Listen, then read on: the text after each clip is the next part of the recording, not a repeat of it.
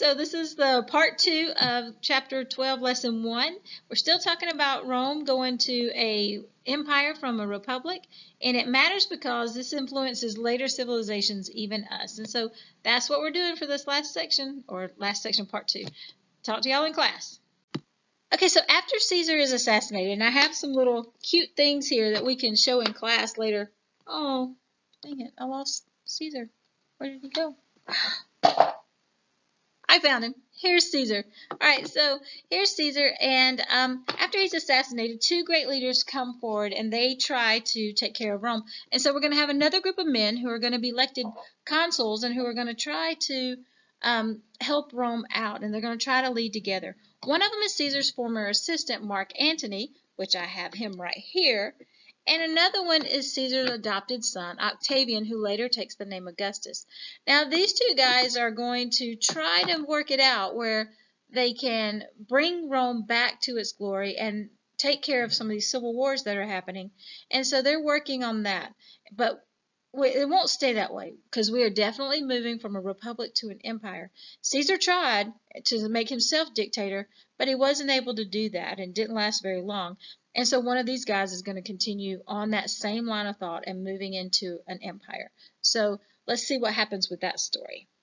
All right, guys, so this slide is almost like a hot question, but not exactly, because we're giving you a little bit of information here and helping you out. So in your notes, it says to look on page 324. You don't have to look on page 324 for that because we've given you the excerpt right here where you can see it. So pause the video, read the question. What was the main priority for Antony and Octavian after Caesar's assassination, and why was that important for the stability of Rome? Think about all that instability that they've had and all that changing of the emperors and changing of who's in charge. Read this section and then answer the question. All right, so we talked about how Julius Caesar had passed away and Octavian is emperor now, and Octavian and Mark Antony are deciding who is going to be emperor, and it's going to be Octavian. But it takes a while to get this done. So in 40 BC, Antony marries Octavian's sister, and he later divorces her in 8 years later, to marry Cleopatra. When he does this, Octavian had his followers and Mark Antony had his followers, and it caused a civil war to break out again in Rome. And in 31 BC, the two sides have a major fight out in the ocean that's called the Battle of Actium. And this is one of the most famous battles from the Roman time period that is still talked about today. And it's actually one of the battles that they think that maybe the Colosseum was filled with water and that they reenacted. There are some historians that say that didn't happen, but then there are some that say that it did. But the end result of this battle of Actium is that Antony is defeated, and that leaves Octavian to be the sole ruler of Rome, and with nearly limitless power, he took on a new title. He took on the title of Princeps, or the first citizen. So he didn't take on a normal emperor name or a normal dictator or anything like that. He took on the title of first citizen, like the Princeps. And that kind of made the people a little bit happier because he wasn't claiming himself to be the emperor or the dictator. And then around 27 BC, he says he's going to give up his power. He doesn't need to be the sole ruler of Rome, and he's going to give up his power. But in reality, he actually kept that power. Just because you say it, it doesn't mean that it's true, especially if you act differently. The Senate gave him the name Augustus, or revered one, and the Roman Republic officially ends, and the Roman Empire begins. So Antony passes away, and Octavian becomes the emperor of Rome. And he starts that Roman Empire from the Republic. So this is the change that we've been waiting for, and the change that we see in Rome leaving a republic and becoming an empire. Okay, now we are ready for the first hot question. Why is it significant that Octavian didn't take the title of dictator? Think back to the forms of government that we've gone through in Rome. We started out in a monarchy. We went to a republic. Now, think of why the people would not be happy if Octavian took the title of dictator. Make sure you answer this properly and correctly with, I'd say, at least 2 sentences, maybe more. See you in class.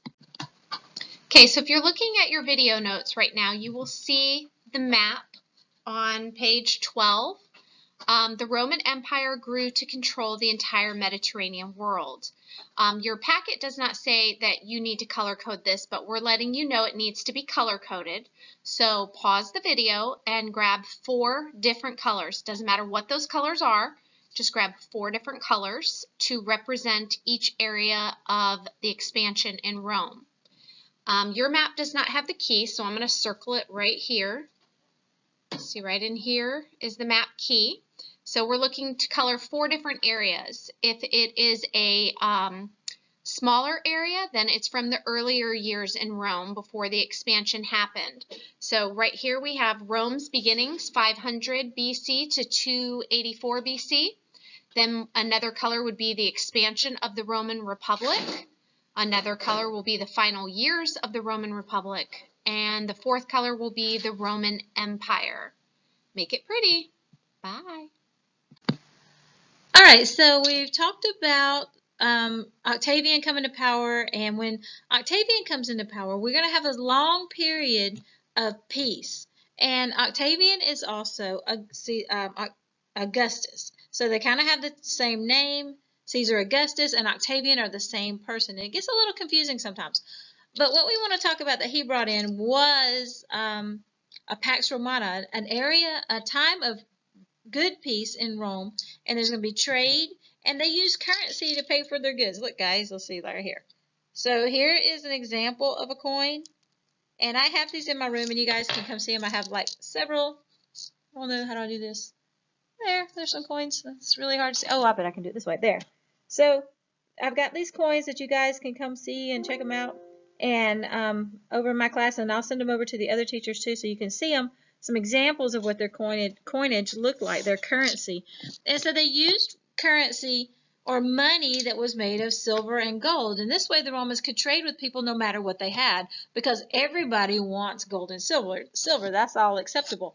And so this process of all these goods trading back and forth brought prosperity not only to Rome, but to everyone around Rome. And so when goods are flowing free, just like Mr. Nicky's video says, and when people have plenty of food and people have all the things that they need, war is less likely. Now, I'm not going to say it's not likely, because people are people and people make bad decisions, but it is less likely that they will have these kind of wars when they have what they need. So we're entering into this time period, and so one of the things that we needed to keep in mind was about the money that they had and that they used. All right, so those things that were trading back and forth, and they're trading within the provinces. What came from Rome to the other provinces was jewelry, glass, clothing, and currency, and the money that made out of gold and silver would go back and forth.